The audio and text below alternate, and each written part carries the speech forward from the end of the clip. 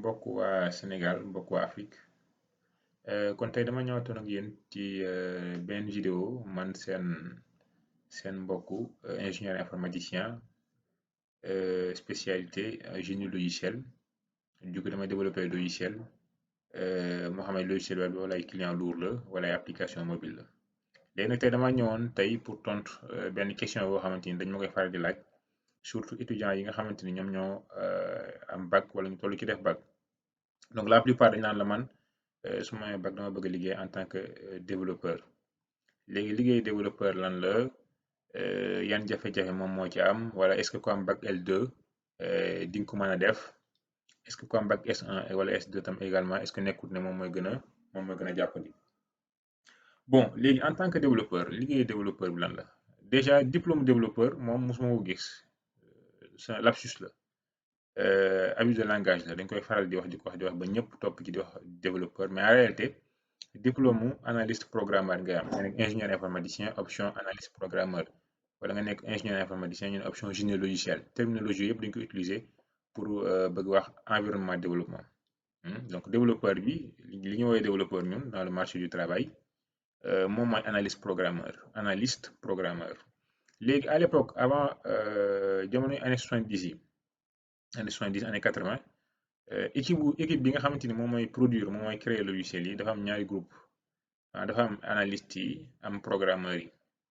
mais au fur et à mesure ñuy dem dafa am ay entreprise yoo xamante ne dañuy soxla double compétence bi koo xamante ni def analyse en même temps am capacité programmer ci lañ commencé léegi boole formation yi muy benn nga xamante ni da ngay def formation en matière d'analyse analyse d'impact dafay étude mën a bind ay cahier des charges mën a defee chiffrage mën a def étude technique mën a proposer ay modèles mais en même temps analyse boobu nga def buñ la joxee compilateur di nga ko mën a programmer léegi kon diplôme analyste programmeur formation bu am analyste programmeur formation boobu noonu et développeur lay former en fait pareil que génie logiciel bu ñu waxee génie logiciel également ay développeur lay former léegi nag ñoom lan mooy seen liggéey ñun en tant que ingénieur analyste programmeur wala ingénieur génie logiciel lan mooy suñu liggéey alors suñu liggéey mi ngi commencé ci analyse c'est-à-dire boo amee benn besoin client bi dafa am besoin par exemple client bi dafa bëggoon ñu defaral ko benn logiciel boo xamante ni moom mooy gérer salarié mi wala client bi dafa bëgg ñu defaral ko benn logiciel boo xamante ni képp ku ñëw ci restaurant bi da ngay réserver wala client bi dafa defar benn logiciel boo xamante ni moom mooy gérer facturation yi maanaam facture yi képp ku amel xaalis wala nga liggéeyal ko pare bu la war a defal facture ci logiciel boobu lay jaar wala état moom moo soxla benn logiciel boo xamante ni moom mooy gérer fichier national bi nga xamante ni ci la l'ensemble des citoyens yi nekk ci réew mi yëpp foofu lañ leen di def léegi boobaa que se passe-t-il première étape bi mooy analyste programmeur bi day dem réceptionner besoin yi léegi bu réceptionner besoin yi ba client bi wax ko léegi lii laa bëgg léegi day procéder à l'analyse day daan dem def analyse boobu nag day laaj ngay poser question day am ay réunion de cadrage réunion yoo xamante ni patron yi ñoom ñooy toog kenn ku ci ne la fàllu lii ak lii laa bëgg nga ne ko waaye lii ak lii soo ko bëggee ñun dañ soxla nangam ak nangam léegi lépp loo xamante ni leerul nga poser question ba mu leer bépp information boo xamante ni client bi jox na la ko également da nga koy noter boo ko noter loolu yëpp da nga koy compiler ci benn document léegi document boobu nag moom mooy trame bi nga xamante ni moom ngay suivre léegi pareillement client bi tam dana la jox benn cahier des charges léegi di cahier des charges boobu plus notes yi nga jël moom ngay jël nga liiraat cahier des charges bi analyser ko li nga xamante ni ay zone d'ombre la c'est ay information leerut mën naa porter en confusion information yëpp da nga koy relais waat client bi laajaat ko ba client bi gën ko leeral léegi nag sur la base de ça alors nga commencé nag ñëw joxe benn commencé analyser cahier des charges bi pour mën a proposer benn modèle léegi nag modèle bi mooy lan mooy logiciel bi nan nga ko nar a defee loolu mooy sa modèle mooy ban technologie lay utiliser pour defar logiciel bi ban organisation données yi nan laa koy organiser parce que tam données yi nga xamante ni da nga koy denc il faut nga organiser données yi su ma nee données mooy une personne physique par exemple yow noo tudd yaa ngi tudd Fallou yaa ngi sant Dia am nga date de naissance am nga lieu de naissance am nga adresse email am nga numéro téléphone yooyu yëpp ay information la yoo xamante ni ñoom ñoo lay caractériser mais am na information yoo xamante ni caractériser wuñ la mais da nga koy soxla par exemple ce niveau de rémunération entreprise bi nga xam ne fu ngay liggéey am na ñuy rémunérer ñu la fay par weer léegi yow ñaata mois bi ñaata lañ lay fay par weer par rapport ak li ñu lay fay par weer ñaata lañ lay fay par jour information yi day bokk ci modèle bi supposons ngay liggéey ci benn logiciel boo xamante ni day gérer ay commandes daa soxla commandes yi di nga soxla produit yi parce que benn commande ay produits ñoom ñoo ko composé pareillement di nga soxla xam say client yi ñoo ñëw di la commandé di nga xam parce que boo xamul boo soxla waat di leen mën a woo pareillement di nga soxla xam say fournisseur yi nga ñoo la jox matière première di nga leen soxlaa xam donc information yëpp booy xool dañoo nekk ci ay entités yu wuute fournisseur bokkut ak client bokkut ak commande bokkut ak produit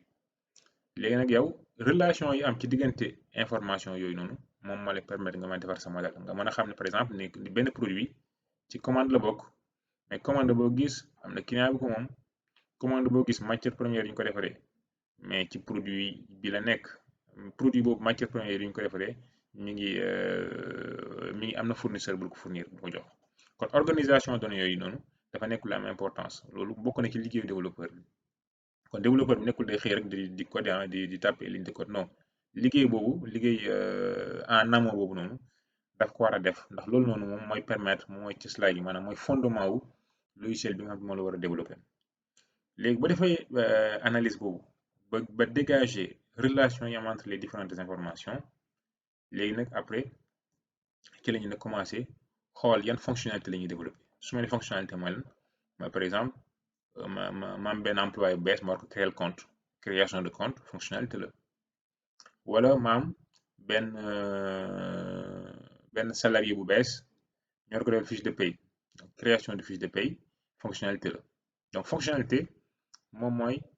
bépp acte de gestion boo xam ne logiciel bi daf koy supporter tout acte de gestion supporté par le logiciel est une fonctionnalité waaw noonu naa la ko mën a définir pour mu gën a simple kon ñu énumérer dañuy lister l'ensemble des fonctionnalités yi nga xamante ni moom la ñu soxla pour que logiciel bi mën a fonctionnel alors bu ñu lister fonctionnalités yi ba pare ensuite on va procéder au chiffrage donc li ma wax ni yëpp ci liggéey développement bi la bokk te pourtant laal ko ordinateur c'est-à-dire Codigo mais li yëpp dafa bokk ci liggéey bi pour te donner un ordre d'idée sur le fait que ni boo jàppee ne ingénieur développeur bi day xëy bu nga ñëw développer loolu c'est une idée réductrice de son métier et de son environnement de travail kon bu ñu defee chiffrage bi xool fonctionnalité bu ci nekk ñaata la di coûter en temps wala en complexité fonctionnalité bu ci nekk ñaata la may coûter en temps wala en fonctionnalité par exemple su ma bëggoon développer benn fonctionnalité boo xam ne dafay permettre utilisateur bi mu créer compte fonctionnalité boobu noonu combien ça va me coûter en temps de développement c'est-à-dire ñaata heure laa ciy def wala ñaata minute laa ciy def pour développer wala ñaata jour donc loolu moom mooy chiffrage léegi bu ñu chiffré ba pare danañ mën a wax client bi à peu près pour développer ce logiciel bi yëpp ça va nous prendre tant de temps léegi temps boobu noonu moom la ñu facturer client bi mooy permettre entreprise bi am xaalis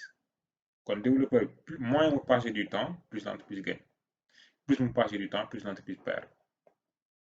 mais tam l'inverse mën na nekk c'est-à-dire bu dee par heure lañ lay fay donc plus je passe de temps plus tu es payé mais ki client boobaa du kontaan kon loolu moom moo nekk chiffrage bi léegi bu chiffré ba pare que se passe-t-il léegi dañuy commencer sur les fonctionnalités les plus fondamentales vers les fonctionnalités les moins importantes par exemple authentification c'est quelque chose de fondamental bala ngaa dugg ci benn logiciel il faut nga authentifier wu mën nga commencer ci loolu ensuite création base de données bi loolu c'est fondamental base de données bu amul logiciel bu am wala boog leneen la ñuy utiliser lu mel ni ay fichier XML ak yooyu mais bon loolu c'est pas le débat on rentre pas dans la technique kon loolu tam c'est fondamental léegi ensuite kon ñu lister bu ñu lister fan la ñu tàmbalee ensuite loolu bu ñu ko paree lan lañ ci teg lan lañ ci teg lan lañ ci teg ba kër logiciel bi jeex léegi bu ñu génnee ci loolu maintenant ce qu'on va commencer ce qu'on va faire c'est que dañu commencer nag léegi ñu xool nan lañu organiser programme informatique bi nga xam ne moom la ñu war a bind léegi organisation boobu noonu nag dafay nécessiter nga recourir à des outils d'analyse de programme informatique donc à des outils d'architecture de programme informatique léegi nag dans le marché am na ay enseignements am na ay outils yu mel ne Ergo UML wala Sybase outils yooyu noonu moom la gars yi ñun moom lañu utiliser pour def ay modèles ci programme bi nga xam te moom lañu war def modèle yooyu moom la ñu ay diagramme de classe. léegi diagramme de classe yooyu ay xeeti organisation la pour ne pas parler de la technique ay xeeti organisation la yu lay permettre nga mën a organiser logiciel bi nga xam te moom nga bëgg a développer. léegi nag sur la base de ça ensuite nga commencé nag di def programme yi. léegi programme bi tam boo koy def on le fait avec intelligence, on programme pas n'importe comment. donc am na techniques yooyu utiliser am na ay architecture yu utiliser am na sax mën naa la wax ay standard de best practice, c'est-à-dire ay bonne pratique, c'est-à-dire ma ne bonne pratique mooy façon de programmer boo xamante ni programmeurs yi nekk les plus grands programmeurs du monde entier ñoom ñoo ci dëppoo. lu mel les normes solides les normes solides ay recommandations la yoo xamante ni programmeur monde yi nga xamante ni ñoo ne ci àdduna bi ñoom ñoo ci dëppoo ci ni nii kat programmer nii kat baax na kon képp ku programmer nii programmer baax na. léegi nag sur la base de ça ñu commencé ma di programmer. léegi heure bu ñu programmer ba génne benn version léegi version boobu noonu il faut ñu vérifier ndax baax na wala baaxul. léegi kan moo njëkk a vérifier mooy ki ko programmer le développeur, l'analyste programmeur, l'ingénieur génie logiciel. alors développeur bi moom mooy ñëw mu tester li mu développé ndax baax na. premier test. deuxième test développeur bi jël programme bi nga xamante ni développé na ko pare ba testé ko daal di koy jël jox ko un deuxième testeur boobu moom la ñuy wax le business analyst. le business analyst kon business analyst bi dafay tester en temps à son niveau bu testé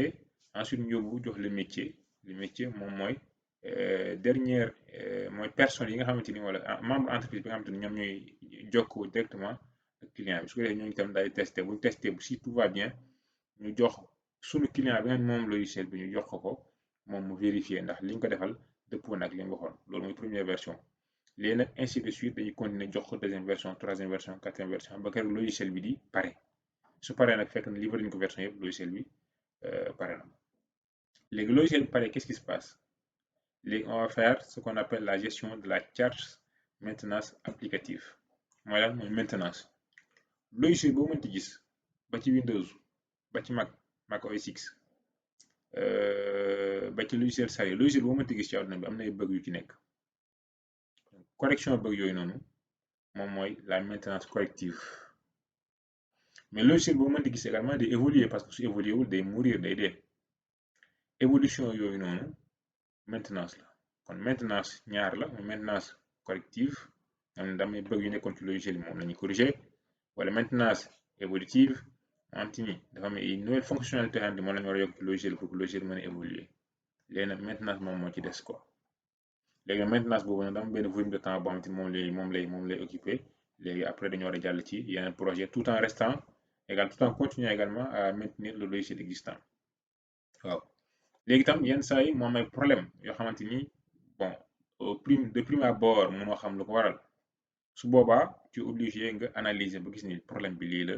alors dañuy trouver une solution immédiate wala dañuy xool une solution dans le long terme ni ñu koy solutionner loolu tam mën a nekk. kon en grosso modo su ma mën a tënkal le travail de l'ingénieur génie civil du génie logiciel dama lay wax ne loolu noonu mooy liggéey bi. léegi nag est-ce que pour nekk un développeur un programmeur yan qualité nga war a am? il faut avoir le sens de l'écoute, il faut nga curieux c'est-à-dire activité lenn ba ko découvrir parce que kii yi ngay liggéey projet yi ngay liggéey dafay wute. yenn saa yi mën nga liggéey ci benn projet logiciel boo xamante ni c'est dans le domaine du médical, mën nga liggéey ci benn projet boo xamante ni c'est dans le domaine de la banque assurance, mën nga liggéey ci benn projet boo xamante ne nekk ci banque d'investissement, mën nga liggéey ci benn projet boo xamante ne nekk dans le cadre de la construction du génie logiciel, mën nga sax liggéey ci projet informatique boo xamante ni c'est pour l'armée. kon ay projet yu bari mën nga ci liggéey yu wute. kon il faut nga am benn capacité d'adaptation mu sujet yi nga mën a adapté nga mën a passer d'un sujet à un autre sans pour autant nga perdre. tey su ma la jëloon ma yóbbu la ci benn hôpital ne la médecin yi nga war defal benn logiciel, il faut que nga am capacité d'adaptation par rapport à l'environnement médical nga mën a poser les bonnes questions, recueillir les bonnes informations, tu essaies de te mettre à la place du médecin bi nga defar logiciel bi tu essaies de te mettre à sa place. maladie yi ñu lay wax ak nan la ñuy construire ordonnance, nan la ñuy construire hospitalisation dossier yooyu yëpp nan lañ ko war a informatiser suñ la joxee information yi nga mën ko xam nga mën ko jàpp li clair nga mën ko poser question nga am capacité d'adaptation nga am sujet yooyu nga commencé koo xam nga maîtriser ko. On te demande pas d'être un médecin mais nga comprendre médecin lu muy liggéeyee. Pareil boo demee dans le secteur de la banque on te demande pas d'être un banquier mais nga xam banquier bi lu muy liggéeyee. Parce que yow banquier boo xamul lu muy liggéey mënoo ko proposer solution informatique par rapport ak li muy liggéey. Parce que bu la woowee yow en tant que développeur dafa bëgg nga proposer ko ay solution yoo xam ne dana ko jàppandal ni muy liggéeyee. léegi yow bu fekkente ni moom li muy liggéey yow comprendre moom bu la expliquer doo comprendre mais yow mën nga déggee comme ne la programmation n'est pas faite pour toi. Mais bon soo amee capacité d'analyse capacité d'écoute boo passer d'un métier à un autre bu ñu l'expliquer di nga comprendre en tout cas am curiosité et l'envie de découvrir bokk na ci qualité yi nga xamante ni c'est des qualités fondamentales d'un bon programmeur. léegi nag après bu loolu weesoo nga am capacité d'adaptation par rapport au soubresaut des technologies parce que tey benn technologie day xew nekk en vogue ñëpp di ko utiliser dans 5 ans technologie boobu dans 3 ans sax mu xewi yeneen technologie yu ko ëpp doole ñëw yu gën a performante ñëw tu es obligé nga jàngiwaat ko kon tu es obligé à chaque instant à chaque 2 ans 3 ans nga def ay mise à jour de tes compétences kon l'envie de découvrir l'envie d'apprendre de nouvelles choses loolu tam ça fait partie des qualités du développeur mais aussi la culture générale le fait d'avoir une large culture générale loolu dafa la ciy dimbali ni mu la ci dimbalee mooy sujet bu ñu dugal nii rek fekk ne amoon nga ci quelques notions boo ko xóotulee rek jàll. léegi après bon boo amee diplôme analyste programmeur mën nga nekk lead dev mën nga nekk chef de projet boo neexee nga nekk business analyst mën nga évoluer tam nekk direction du système d'information entreprise mën nga nekk directeur d'une entreprise informatique c'est pas parce que développeur nga rek mënoo jiite entreprise informatique loolu c'est les idées reçues entreprise informatique yu bëri c'est les anciens développeurs ñoom ñoo ko jiite lan laa fàtte waxaat à part loolu je pense que ni loolu la léegi tam il faut aimer le contact parce que dans l'exercice d'un métier tu seras amené à travailler avec des personnes différentes yenn saa yi client bu neex direct client bu naqari direct client bu métti client nga lay expliquer comprendre mu mer jàpp ne yow t'es pas assez doué fekk ne tu es doué moom li mu lay expliquer moom moo compliqué parce que puisque informatique bi développement bi c'est une science appliquée c'est développement bi da nga koy appliquer à la médecine pour solutionner problème médical da nga koy appliquer à la banque pour solutionner des problèmes bancaires da nga koy appliquer aux mathématiques par exemple pour développer ay logiciels de mathématiques kon secteur bu ci nekk ña fa nekk ñoom ñoo lay jox information yi la permettre nga développer logiciel bi kon loolu dafa lay pousser à ce nga rencontrer ay personnes différentes léegi nag il faut avoir la personnalité qu'il faut et am aussi la capacité d'adaptation par rapport ak nit ñi nga xamante ni ñoom ngay jàkkaarloo yaakaar naa daal en grosso modo loolu moom mooy métier bi te di jàpp également que ni nekkul lu extraordinaire nekkul tam métier yoo xamante ni dafa compliqué non non métier la woon dama exercer xale yu bëri pour ñu sóobu ci dugg ci parce que y a du travail boo ñëwee réew mel ni France y a un déficit de plus de 129 000 ingénieurs informaticiens boo nee dëkk yu mel ni Sénégal foofu tam déficit ba ma nga fa bon projet yi sax am na ko Sénégal mais dafa dul am ñu am compétence yu doy ñu ko développer donc et ensuite c'est un métier d'avenir métier la booy xamante également bu na jëlee nga liggéey boo jël di nga mën a créer si bopp métier la moom tam na la permettre nga innover nga apporter ta touche d'innovation au progrès mondial métier la boo xam te ni tam boo ko xasee ba mën nga liggéey ci àdduna bi fu nekk voilà te it risque nga chômer risque bu moindre la à moins que nga nekk un paresseux waaw kon loolu laa amoon ci lu ma wax ci métier wu développement kon maa ngi leen sant leen gërëm te di ñaan sunu vidéo bi mu jëriñ leen jërë ngeen jëf